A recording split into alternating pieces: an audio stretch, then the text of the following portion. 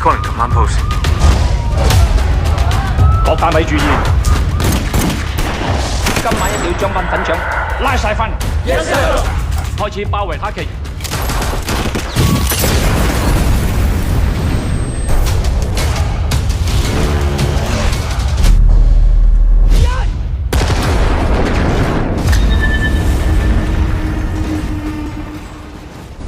Halo Mamang, Sobat Barbar, gimana kabar kalian hari ini? Masih suka mengeluh soal kehidupan? Dasar beban.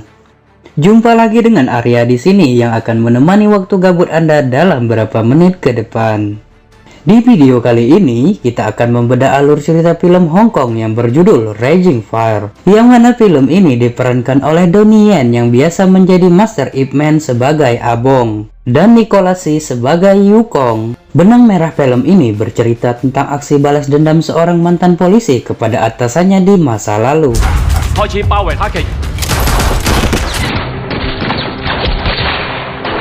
So, pastikan kuota Anda cukup dan kita langsung ke ceritanya. Gasken Mamang.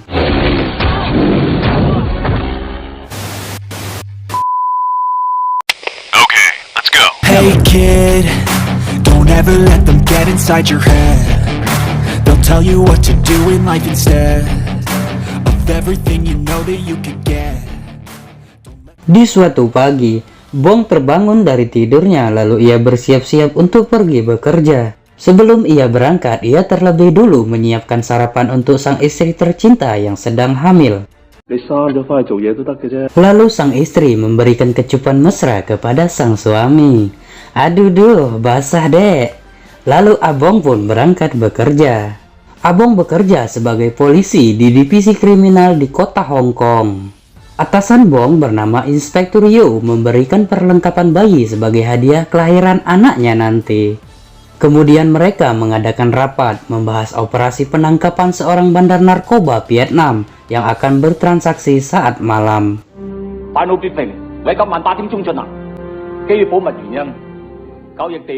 Tak lama, Bong ditelepon rekan lainnya untuk datang menemui di kantor pusat.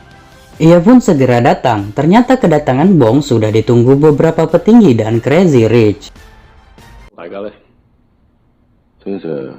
Mereka meminta Bong untuk segera membebaskan seorang pemuda yang beberapa waktu lalu ia tangkap, dikarenakan memukuli seorang petugas kepolisian dalam keadaan mabuk pengaruh alkohol. Pemuda yang dimaksud adalah anak dari Crazy Rich kaya raya. Bong yang dikenal sebagai polisi jujur dan tegas tentu saja ia menolaknya, meski para atasan terus mengancam. Hari berganti malam, di tempat lain terlihat sekelompok pria menyiapkan rencana untuk melakukan transaksi dengan bandar narkoba Vietnam yang bernama Wong Kun. Pemimpin kelompok geng itu bernama Yukong yang diperankan oleh aktor Nicholas Tse. Yukong adalah mantan polisi berprestasi, namun ia dipecat karena kasus pembunuhan di masa lalu. Beralih ke kantor polisi, pasukan polisi menyiapkan semua kelengkapan untuk penggerebekan. Namun ternyata, Abong dan timnya tidak dilibatkan, padahal ia sudah menyelidiki kasus ini selama 4 tahun lamanya. Inspektur Yo mengatakan, itu semua keputusan petinggi kepolisian yang ada di kantor pusat. Di titik lokasi yang akan menjadi transaksi narkoba, pihak polisi sudah bersiaga. Lalu terlihat geng Vietnam telah tiba. Inspektur Yu memerintahkan pasukannya untuk bergerak sesuai aba-aba darinya. Tiba-tiba, geng lain yang mengenakan topeng menyerang polisi dan geng Vietnam. Geng bertopeng itu ternyata dipimpin oleh Yukong, si mantan polisi. Terjadi adegan saling tembak-menembak, piu piu piu piu, yang mengakibatkan Wong Hun si bandar narkoba tewas dan begitu pun pihak kepolisian.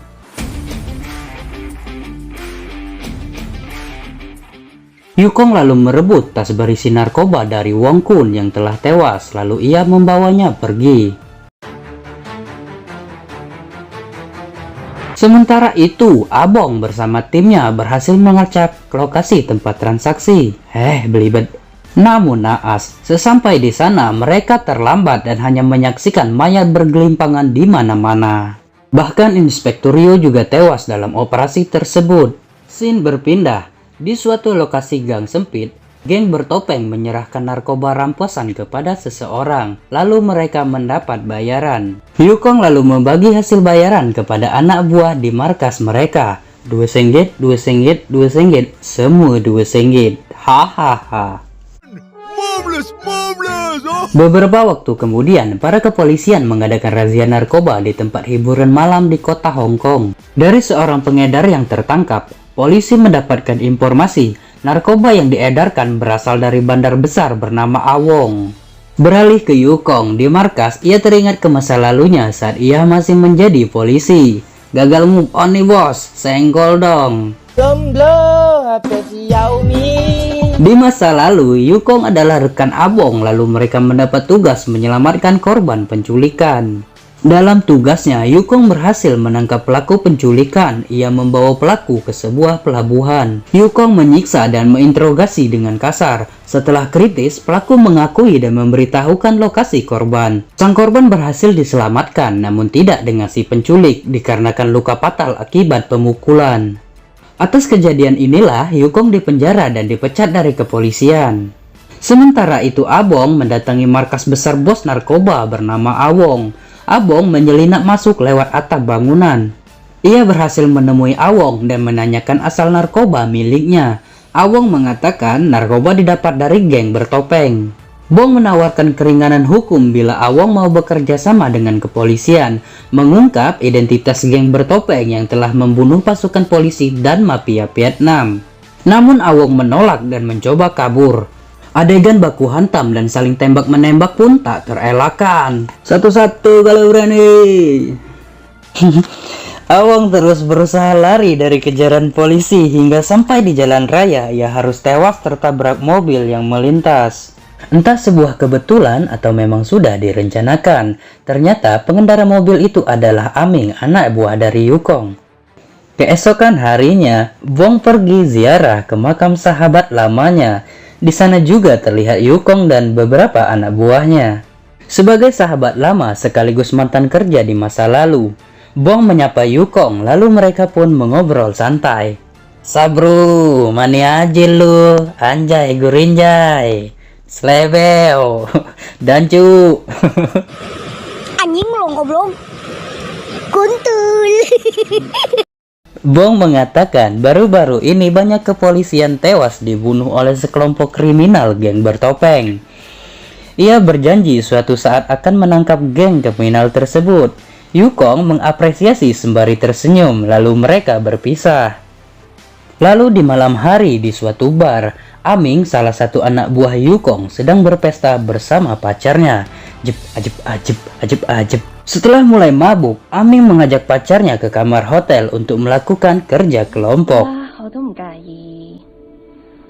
Kembalikan perawanku. Apaan tuh? Saat sang pacar pergi ke kamar mandi untuk membersihkan badannya yang sudah kotor dan tidak suci lagi seperti Mimi Peri, Entahlah aku harus bagaimana sekarang.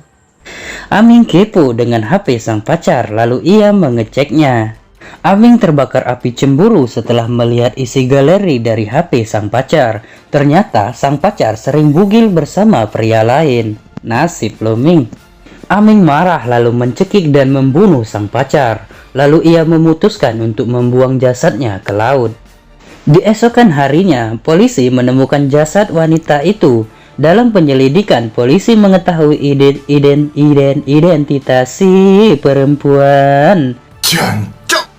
Beralih ke Yukong yang sedang merencanakan aksi perampokan bank. Sedangkan dua anak buahnya menunggu di dalam mobil. Lalu mereka ditegur oleh seorang polisi agar tidak parkir sembarangan. Mereka pun memindahkan mobilnya. Namun merasa ada yang aneh, lalu mereka mencoba melarikan diri. Polisi dan Abong berhasil menangkap salah satu dari anak buah Yukong itu. Yukong mendapat kabar salah satu anak buahnya ditangkap. Lalu ia menanyai anak buahnya yang lain kesalahan apa yang telah mereka perbuat. Aming dengan penyesalan mengakui kejadian semalam di kamar hotel perihal pembunuhan sang pacar. Mendengar itu, Yukong dengan beringas menikam tepat di leher Aming hingga tewas. Di kantor polisi, anak buah Yukong yang tertangkap tak berbicara sedikit pun yang membuat kepolisian sulit mengembangkan penyelidikan. Selanjutnya Yukong datang ke kantor polisi untuk menjenguk anak buahnya yang ditahan. Pihak polisi pun bertanya perihal penembakan beberapa waktu belakangan. Yukong tertawa dan seolah tak terlibat. Pihak polisi mulai mencurigai Yukong dengan diperkuat penemuan jam tangan. Namun, bukti belum cukup kuat untuk menahan mereka. Bong berjanji, Yukong akan tertangkap suatu saat nanti. Yukong pun hanya tersenyum licik. Yukong tersenyum menentang ucapan Bong sembari meninggalkan kantor polisi. Tak lama, Bong mendapat kabar bahwa istrinya telah diculik. Dengan cepat ia melacak dan menemukan lokasi. Sesampai di lokasi, terlihat tangan istri Bong diborgol dan ada seorang petinggi polisi juga tersandra di dekatnya. Pria itu bernama Guri. Ia adalah salah satu petinggi polisi yang menjadi komandan Bong di masa lalu. Di leher Guri sudah ada bom yang terpasang dan sensornya terhubung ke borgol di tangan istrinya. Suasana di lokasi menjadi begitu tegang. Bong memerintahkan semua polisi mundur dengan cara menembakkan pistol. Ia lalu berusaha memotong kabel itu dan waktu bom pun terhenti. Dari tempat lain, Yukong memantau melalui CCTV yang telah ia siapkan dan bom pun kembali ia aktifkan. Tiba-tiba, Komandan Guri ditembak orang tak dikenal dari kejauhan yang membuat ia harus tewas. Sebelum tewas, Komandan Guri mengakui semua kesalahannya di masa lalu. Ia juga terlibat. Yukong harus dipenjara karena rencananya. Bong terus berusaha melepaskan tangan istrinya dari borgol dengan cara ia tembak. Lalu setelah berhasil, beberapa detik kemudian bom pun meledak. Di rumah sakit, Bong menunggu istrinya yang sedang dirawat. Lalu ia didatangi beberapa polisi dan membawanya ke kantor pusat. Bong disidang karena tindakan ceroboh yang ia lakukan saat sebelum bom meledak. Ia memberikan penjelasan yang tepat, lalu Bong pun kembali ditugaskan. Beralih kepada Yukong yang akan melanjutkan rencana perampokan bank. Lalu sampai di suatu bank, mereka menyelinap ke ruang berangkas dan memasukkan semua uang ke dalam tas yang telah mereka siapkan. Dalam perjalanan kabur, mobil Yukong berpapasan dengan mobil para polisi yang dipimpin oleh Bong. Lalu para polisi memutar arah dan mengejar. Yukong yang menyadari aksi mereka telah ketahuan mulai menyiapkan senjata. Terjadi aksi kejar-kejaran seru. Mobil Yukong kehilangan arah dan menabrak mobil lainnya, yang memaksakan mereka turun dan menghadapi para polisi. Adegan saling tembak di tempat umum pun tak dapat terelakkan. Banyak warga sipil yang menjadi korban, bahkan anak buah Yukong dan para polisi pun banyak yang tewas. Hingga tersisa Yukong sendiri yang masih hidup. Ia berusaha kabur namun Bong tak membiarkan ia lolos. Hingga sampai di sebuah gedung, merasa terpojok, Yukong memutuskan berduel melawan Bong. Berlandaskan dendam lama, meski tubuh penuh luka, mereka memutuskan tetap melanjutkan perkelahian baku hantam. Dengan berbekal keterampilan yang saling mumpuni dan pengalaman yang sama, mereka pun terlihat seimbang. Lalu di akhir laga, mereka bertarung sambil menangis mengingat kedekatan di masa lalu. Pasukan kepolisian mulai datang membantu Bong dan memerintahkan Yukong untuk menyerah. Yukong tersenyum sambil menaiki sebuah piano, lalu ia menjatuhkan tubuhnya ke sebuah tiang besi, mengakibatkan dirinya tewas. Lalu film pun berakhir. Jadi, kesimpulan cerita film ini adalah Yukong dan anak buahnya adalah polisi berprestasi di masa lalu, namun harus dipenjara dan dipecat karena jebakan petinggi korup dan haus jabatan. Sedangkan Bong dan Inspektur Ryo adalah polisi jujur yang terpaksa harus terlibat. Yap, di akhir video mungkin itu saja yang bisa Arya sampaikan. Kurang dan lebihnya mohon dimaafkan. Terima kasih sudah mengklik video ini dan jangan lupa subscribe. Arya di sini izin pamit. Peace out, man.